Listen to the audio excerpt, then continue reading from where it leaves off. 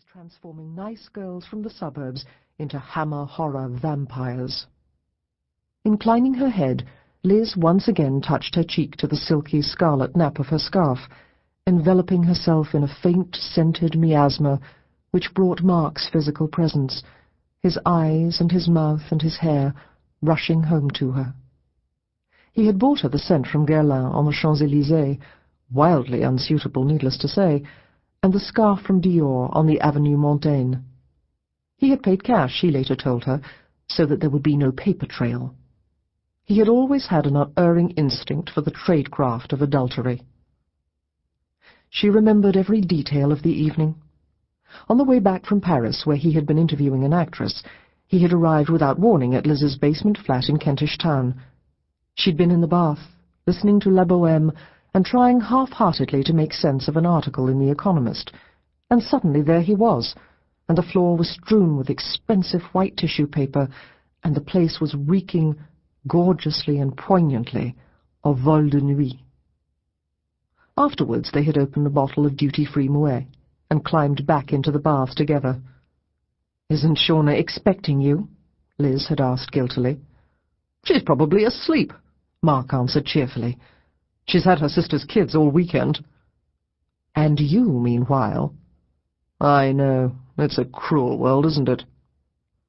The thing that had baffled Liz at first was why he had married Shauna in the first place. From his descriptions of her, they seemed to have nothing in common whatever. Mark Callender was feckless and pleasure-loving, and possessed of an almost feline perceptiveness, a quality which made him one of the most sought-after profilists in print journalism, while his wife was an unbendingly earnest feminist academic. She was forever hounding him for his unreliability.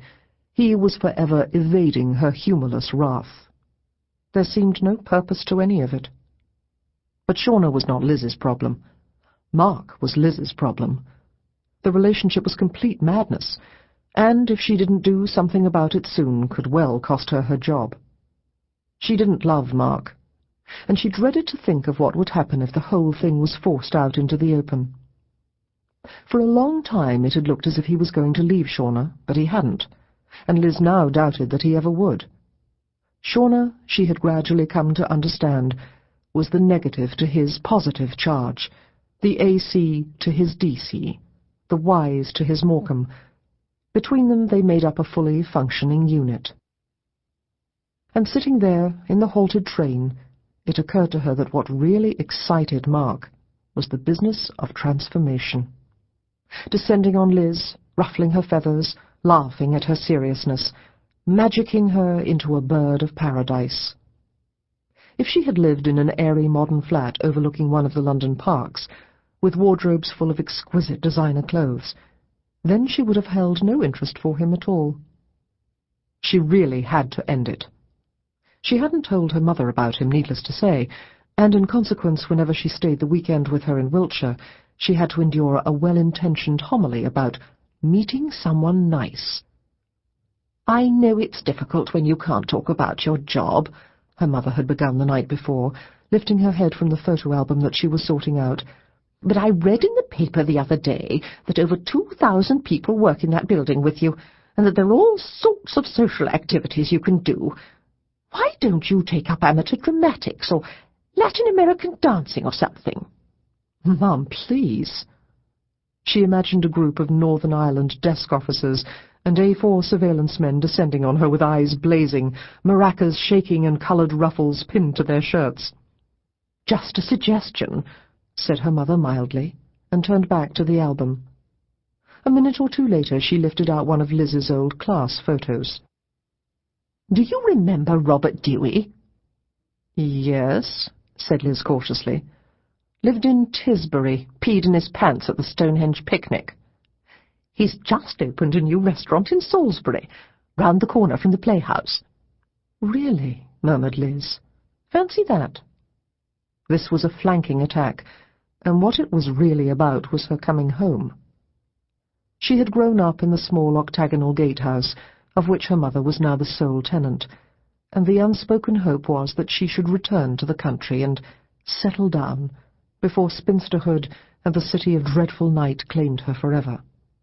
Not necessarily with Rob Dewey, he of the sodden shorts, but with someone similar, someone with whom at intervals she could enjoy French cuisine and the theatre, and all the other metropolitan amenities to which she had no doubt grown accustomed.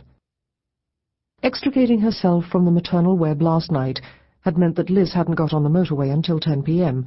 and hadn't reached the Kentish town flat until midnight. When she let herself in, she found that the washing she'd put on Saturday morning was lying in 6 inches of cloudy water in the machine, which had stopped mid-cycle. It was now far too late to start it again without annoying the neighbours, so she rooted through the dry-cleaning pile for her least crumpled work outfit, hung it over the bath, and took a shower in the hope that the steam would restore a little of its élan. When she finally made it to bed, it was almost 1 a.m. She had managed about 5.5 hours' sleep, and felt puffy-eyed, adrift on a tide of fatigue. With a gasp and a long, flatulent shudder, the tube train restarted.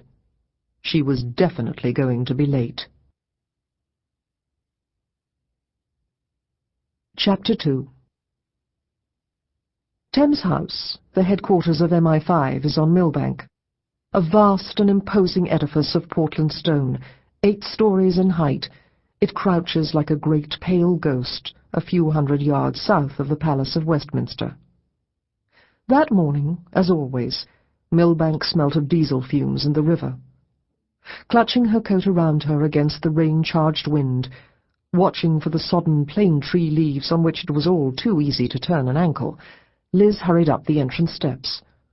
Bag swinging, she pushed open one of the doors into the lobby, raised a quick hand in greeting to the security guards at the desk, and slotted her smart pass into the barrier.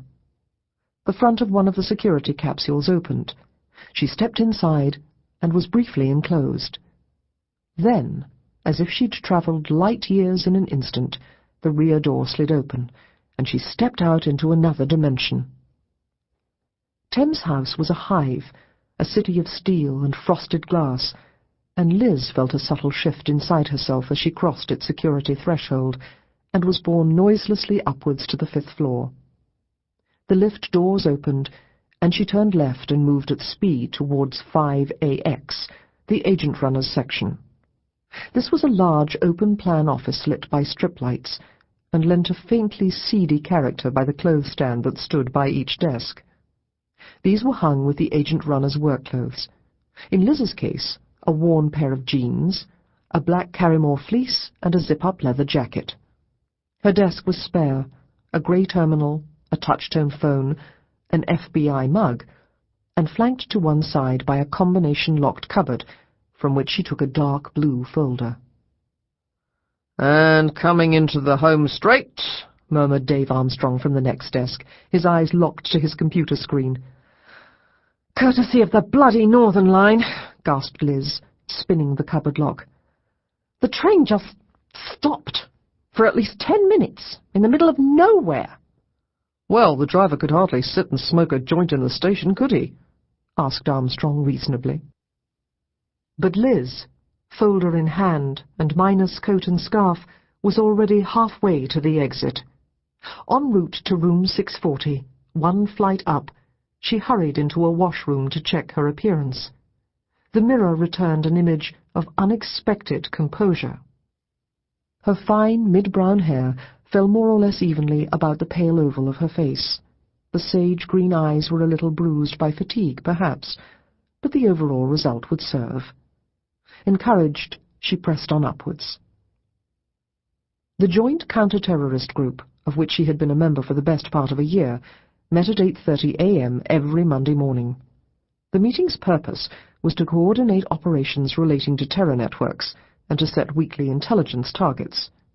The group was run by Liz's 45-year-old head of section, Charles Weatherby, and made up of MI5 investigators and agent runners and liaison officers from MI6, GCHQ, and Metropolitan Police Special Branch, with Home Office and Foreign Office attending as required. It had been created immediately after the World Trade Center atrocity, following the Prime Minister's insistence that there must be no question of terror-related intelligence being compromised by lack of communication or turf wars of... To keep listening to this audiobook, I've left you a link in the description so you can do it, at no cost thanks to Audible's 30-day free trial.